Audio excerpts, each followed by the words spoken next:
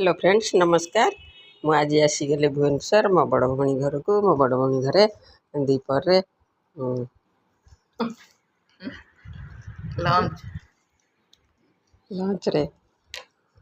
Lunch रे खाइबा खाद्य है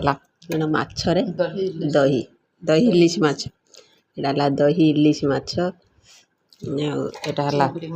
चिंगुड़ी मसला एटा पोई चिंगुड़ी घांट आउटा स्पेशल कलरार भर्ता कौन पड़ी कलरा भर्ता है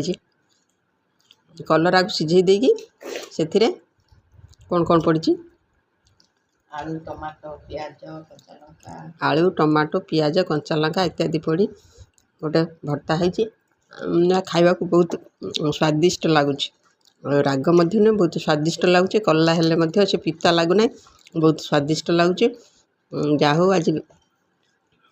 लंच रे बढ़िया स्वादिष्ट खाद्य खाइबा को मिला सांग माने आसंतु आपण माने आसंतु सांग होई खाइबा। नमस्कार।